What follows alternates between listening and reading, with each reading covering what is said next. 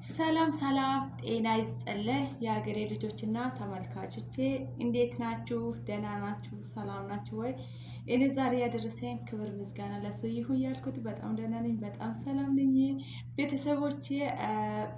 እና ዛሬ አንድ ነገርና በጣም አዛዛኝ ነገር ነው ደግሞ ለእናንተ ትምህርት ይሆናል ትማራላችሁ ብዬ ያመጣሁት ነገር ስለሆነ እንድትማሩ ደግሞ ተስፋ አድርጋለሁ። ቤተሰቦች አንድ ነገር የምነግራችሁ ማለት ነው የሆነ ቪዲዮ ስንለቅ ወይስ የሆነ ቪዲዮ ስንለቅ ማለት ነው ዝም ብላችኋም አለ አይደል የሆነ ነገር ምንድነው ይሄ ቪዲዮ ምንድነው የኛን ሊጠቅም ይችላል ወይ ብላችሁ አስቡ ቤተሰቦች። ገብታችሁ ብቻ ማየት ብቻ ሳይሆን እስከ መጨረሻ ቪዲዮ ምን እንደሚል ግዴታ ማየት አለባችሁ ቤተሰቦች። ይባካችሁ ቤተሰቦች እኔ የምላችሁ ማለት ይሄ ነገር ነው። እኔ ብዙ ጊዜ የሆነ እንደ ታሪክ ማድረግ ሰው ልጅ ያጋጠመን ነገር ብዙ ነገሮችን ለእናንተ ይጋራሉ። ግን ብዙ ጊዜ ደግሞ ቪዲዮ እስከ መጨረሻ ሳታዩ ኮሜንት እንዳሰጪው በቃ ቪዲዮ በቃ ቁጭ ብላችሁ እስከ መጨረሻ እያያችሁ በቃ የተማራችሁ ነገር እንድትጽፉልኝ ይፈልጋል። ሌላ ነገር ደግሞ ቤተሰቦች ሁሉ ጊዜ በጣም የማመሰግናችሁ እና ሰብስክራይብ እያደረጋችሁ የምታበረታቱ ከጎን የምትቆሙት ሁሉ ጊዜ በጣም አመሰግናለሁ። በምሳሌ አሁን 6 ወር ውስጥ ወደ 3000 ልጠጋ ይመስለኛል። ለዛ ስለሆነ አሁን እንድታበረታቱን በተስፋ ይጠብቃችኋለሁ ማለት ነው። እና በጣም አመሰግናለሁ። ዛሬ ደግሞ አንድ እህታችን ያጋጥማት ለዛ ላይ ደግሞ ስደተኛ የሆነች እህታችን ማለት ነው እሷ ያጋጥማት ነገር ለእናንተ ዛሬ ልንነገራችሁ ይፈልጋለሁ። ምሳሌ አሁን የኛ ስደት ዓለም የሚኖር ብዙ ልጆች አለ ደግሞ ስንሰደድ ወይ ሰው አገር ስንሰራ ብዙ ነገሮችን ሊያጋጥመን ይችላል። ደግሞ ይሄ ለብዙ ነገሮች ያጋጥመን ነገር ደግሞ እንዴት ጥንቃቄ ማድረግ እንዳለብን ማለት ነው። ጥንቃቄ ማድረግ አለባችሁ ቤተሰቦች። በምሳሌ የሆነ ሰው አገር ስንሆን ከአረቦችን ጋር ይሁን የኛ ራሳችን ላይ ይሁን ሌሎች ነገሮች ችግሮች ሊኖር ይችላል። ግን ከዚህ ሁሉም ችግር ግዴታ ግን ለመውጣት ሞክሩ ቤተሰቦች። የሆነ ችግር ሳያጋጥማችሁ ማለት ነው ለምን አጋጠመኝ ሳይሆን በቃ ይሄ ከችግሩ ካጋጠመኝ ነገር እንዴት መውጣት አለብኝ ይሁን በቃ እኔ ምን ልበላችሁ ቤተሰቦች። በነገራችን ላይ ትዕግስት ኖራችሁ ቤተሰቦች። ትዕግስት ካለ ማለት ነው ብዙ ነገሮች አሉ ቤተሰቦች። እኔ በምሳሌ ማለት በህይወቴ በብዛት በግለ ገንዘብ ብዬ ህይወቴ ራሴን ላጠፋ ሙከራ ያደረኩበት ጊዜ ብዙ ጊዜ አለ። በምሳሌ እኔ ራሴን ላጠፋ ሙከራ አድርጌ ነበር፣ ምክንያቱም ብር ስለጠፋብኝ ማለት ነው። ይሄ ነገር ደግሞ እናንተን ደግሞ እንዴት ጥንቃቄ ማድረግ እንዳለባችሁ ዛሬ እናያለን። አንድ እህታችን ዱባይ ውስጥ ብዙ ጊዜ ታውርቷል ይመስለኛል ያጋጠማት እቺ ልጅቷ ማለት ነው። ፌስቡክ ለምናምን አቺ ነበር እና እቺ ልጅቷ የመዳም ቤት ቅመሟ ናት።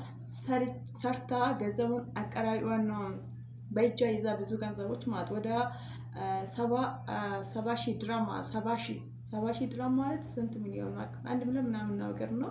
እና ይሄ ገንዘብ ሁሉ አስቀምጣ ራሴ አንድ ላይ ውላ ከሀገር ቤት የሆነ ነገር ቆንጆ ነገር ሰራልኝ ቆንጆ ነገር ላይ ያውላለሁ ብላ በደስታ የነበረች እህታችን ናት። እና እቺ እህታችን በእንደዚህ አይነት ገንዘባ እያከማች ምንድነው እንደያዘች ከጀማት ወደ ሀገር ሳትልክ አንድ ላይ አድርጋ ነበራትና ከዛ በኋላ አንድ ቀን የሚያጋጥማት እቺ ልጅቷ አብረን የምትሰራት ጓደኛ ነበራትና እቺ ጓደኛ አንድ ቀን ታማክራለች። ይሄ ገንዘብ እንደዛ አይነት ቤት በቃ ሊገዛ ነው አስቤ ነበርና በቃ ምናምን ብላ በቃ ያላት የራሷ ሀሳባ ማለት ነው። ሀሳባ ለጓደኛ ትጋራለች ማለት ነው። ጓደኛ አብረን የምትሰራ ጓደኛ ናትና ከዛ በኋላ እሷ ደስ ብላ ናት የተናገረችው ይሄ ባለ የማለት ብር ያላት ልጅቷ ማለት ነው።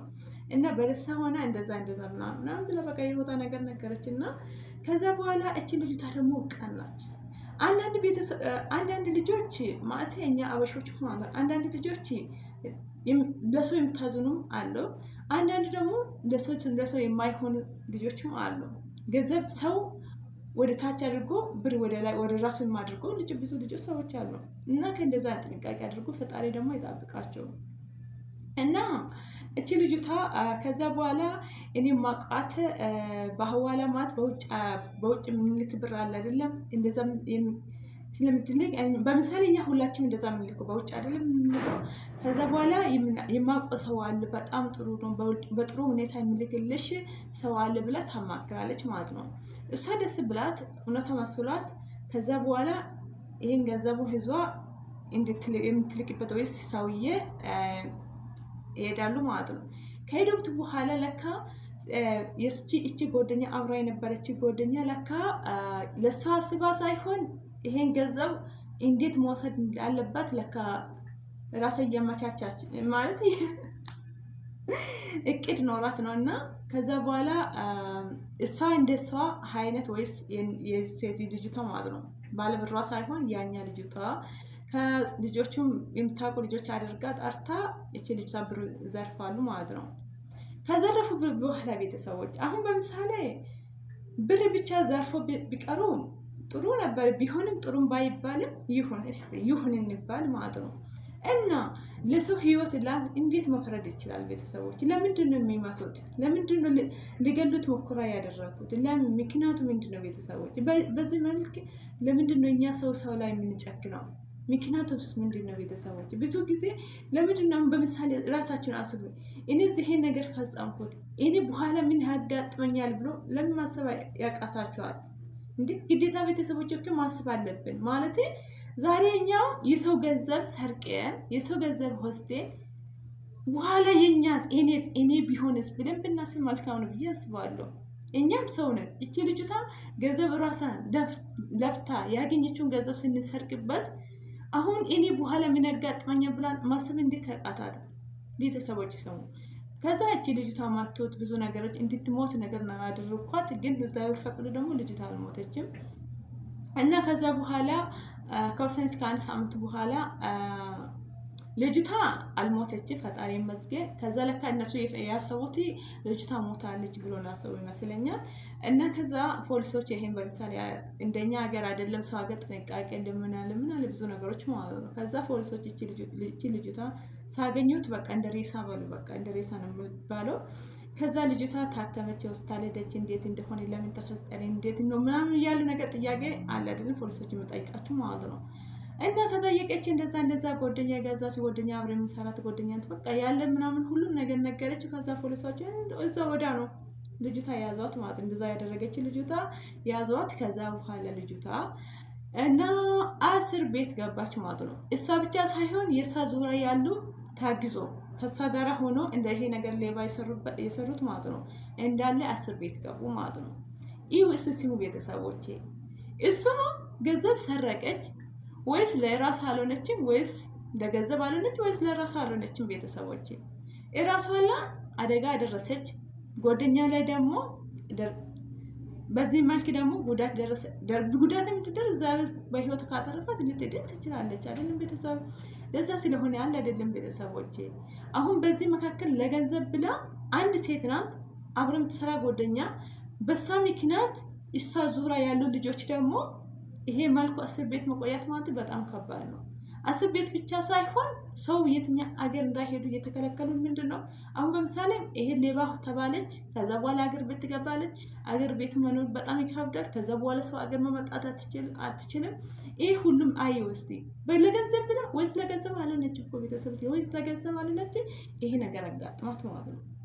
እዛ ብር ያኛ ገንዘብ ያጣች ልጅቷ ብትማታ እንድትሞት ቢያደርጓት እግዚአብሔር ፈርዱ ደግሞ በህይወቷ እንደተረፈች ሰምተናል ማለት ነው።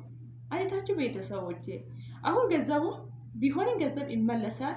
ልጅቷ ግን ገንዘብ የሰረቀች ልጅቷ ቤተሰብ የራሷ ነውሩ ማለት አሁን በቃ ሌባ ትባል የክልል ልጅ እንደዛ አደረገች መባሉ አይቀርም ቤተሰቦች መቼም ማለት ነው።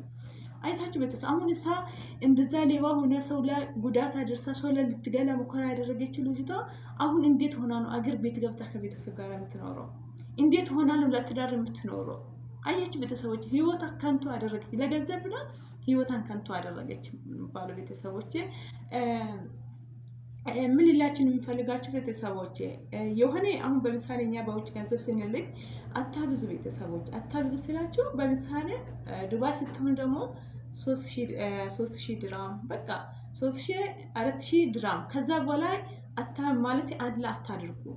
በቃ ቢሆንም ቀስ ትንሽ በትንሹ ብትል አገር ቤት መላክ የምትፈልጉ ማለት በትንሹ ብትልኩ መልካም ነው ብዬ አስባለሁ። እሺ ቤተሰብ ሌላኛ ደግሞ በምሳሌ እኔ ታማኝ ነው የማውቀው ልጅ ነው ብላችሁ ማለት ልትልኩ ትችላላችሁ ማለት ነው። በምሳሌ እኔ ያለሁት ሳውዲ አረቢያ ነኝ፣ ግን ቢሆንም የሆነ እኔ አላውቅም በሐዋላ ውስጥ በውጭ ምልክልኝ ሰውዬ እኔ በጭራሽ አላውቅም። እኔ የተቀበልኩት ከጓደኛ ነው ተቀባብለን ማለት ነው። ይሄ ልጁ ማለት ቁጥሩ ማለት ነው። ግን ቢሆንም እኔ በምሳሌ ከላክልኝ ላክልኝ ካስቀረልኝ ቢያስቀረን ደግሞ የማስቆጨኝ ምንም ነገር የለም ማለት። በምሳሌ ይሄ ልጁ ብር ሰረቀ ይባል። አሁን በምሳሌ እኔ ያላቀው ሰው ብሩን ከሰረቀልኝ የራሱን ፈልጌ የሰጠሁት ቢሰርቀኝም ደግሞ አሰጠሽኝ ብሎ ቢከለክለኝም ማለት ነው ገንዘብ ነው። ቤተሰቦች ሰርተን እናገኛለን። ቤተሰቦች ዛሬ ሰርተን የምናገኝ ገንዘብ ብለን ደግሞ ሰው ላይ መፈረድ፣ የሰው ህይወት ለመፈረድ በጣም ከባድ ነው። ቤተሰቦች የሆነ ነገር ከምታደርጉ በፊት ማለት ነው ቀድማችሁ ዞር ብላችሁ አስቡ። ገብታችኋል? ቤተሰቦች የሆነ ነገር ቀስ ብላችሁ አስቡ። ይሄ ነገር ያዋጣኛል፣ ይሄ መንገድ ያዋጣኛል ብላችሁ ብታስቡ መልካም ነው ብዬ አስባለሁ። ቤተሰቦች ይሄ በጣም አሳዛኝ ዜና ነው። ቤተሰቦች ሰው ልጅ ለገንዘብ ብሎ በዚህ መልኩ ሰው ላይ መጨከን በስማ ወይኔ ግን እኔ እንጃ ቤተሰቦች እውነት በጣም ይከብዳል። ከእንደዚህ አይነት ፈጣሪ ይጠብቃችሁ፣ ፈጣሪ ሰወራችሁ። እና የዛሬ ሀሳባችን ይሄ ነበረ። በዚህ ልጅቷ ታሪክ ብዙ ነገር ትማራላችሁ ብዬ አስባለሁ። እኔ በህይወቴ ብዙ ነገሮች ያስተምሮኛል። በህይወቴ ብዙ ነገር ሁኛለሁ። እንዴት መዳን እንደቻልኩት ብዙ ነገሮች በቃ ምን ልበላችሁ ቤተሰቦቼ። እና ቀስ እያለን ቤተሰብ እየሆናችሁ ስለሆነ ቀስ እያለን ብዙ ነገሮች ምን ይሆናል። ቤተሰቦቼ መልካም ቆይታ ይሁንላችሁ። ቪዲዮ እስከ መጨረሻ እያያችሁ ሰብስክራይብ ያላደረጋችሁ ሰብስክራይብ ያደረጋችሁ፣ ላይክ እና ኮሜንት እያደረጋችሁ ብታበረታቱኝ መልካም ነው። ባሰ